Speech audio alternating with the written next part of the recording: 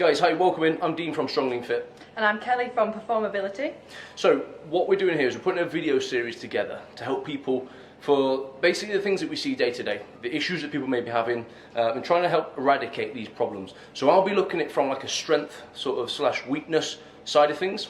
And I'll be looking at it from the anatomical lens in terms of muscle length and tension, what could be going on through there.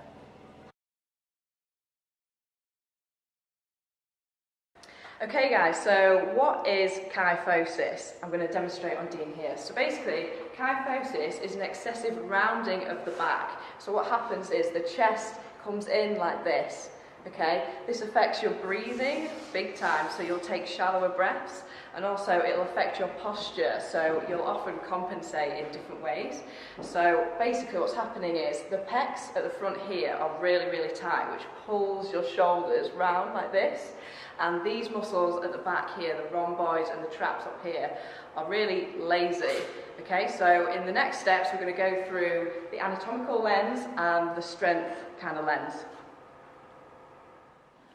So looking at the flexibility side of things, the muscles that are tight are the pecs and also the neck muscles at the top here. So we're going to go ahead and mobilise those tissues with a trigger point ball. So if you go onto the floor, find your collarbone, go 1 inch below where your collarbone is, place the ball there, place the hand behind your back like this and use your body weight to roll along the length of that pec and that ball there. So the ball should be going across like that, right up into the shoulder joint here.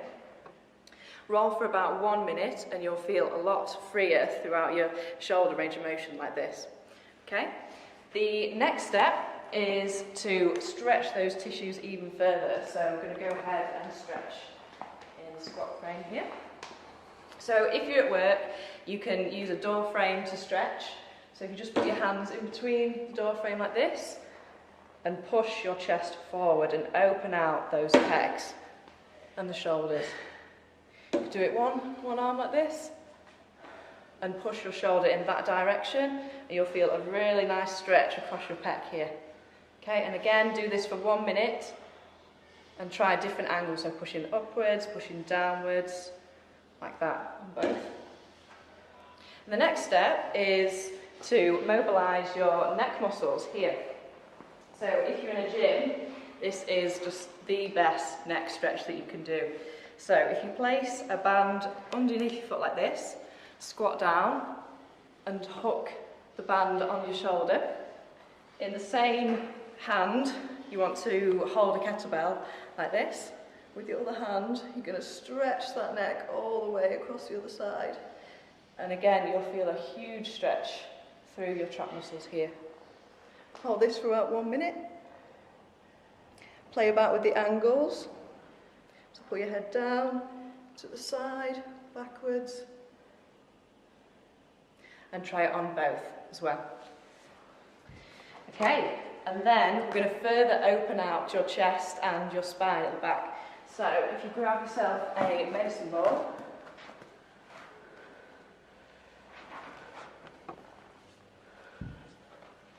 and go onto the top of your spine here, so definitely not down here. We don't want any more excessive curvature down here.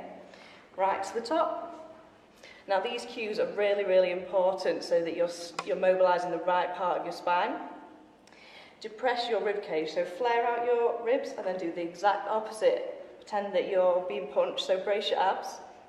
Once you've done that, you can then raise your arms overhead, making sure that your ribs don't flare out like that. So depress the ribs and reach in overhead like this.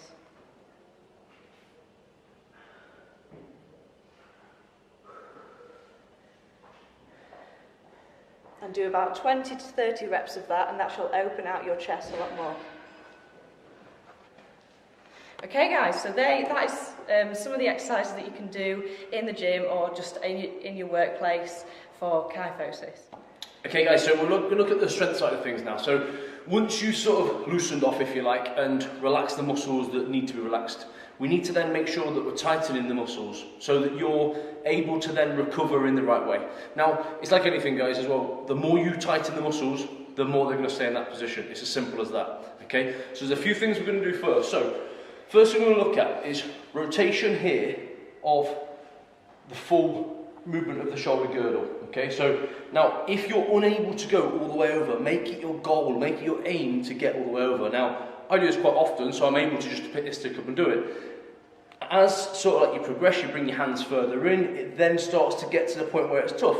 And that is where you want to get to. Again, it's still part of like mobilising the shoulder, but it's also getting like the rear sort of muscles contracted and into the position to pull you back.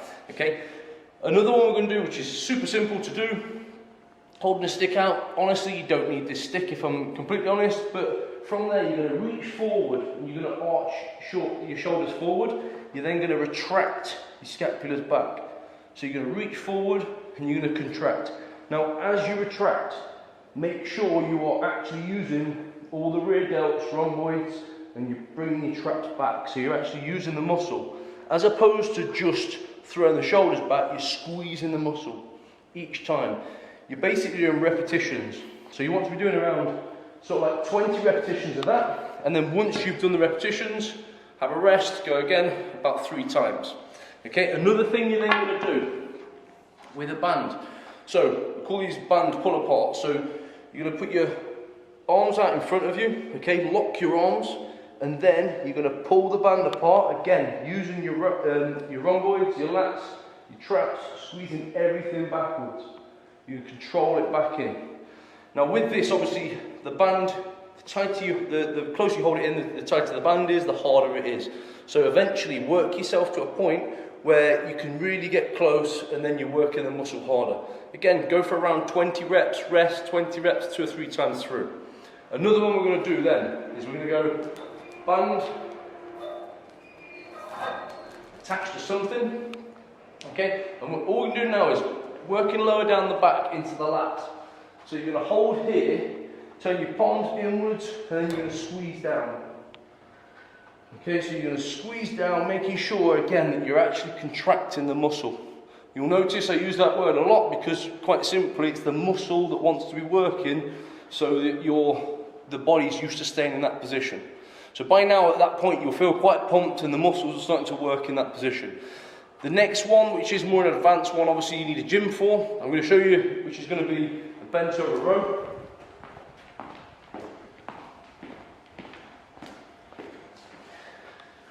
So this is obviously more an advanced movement.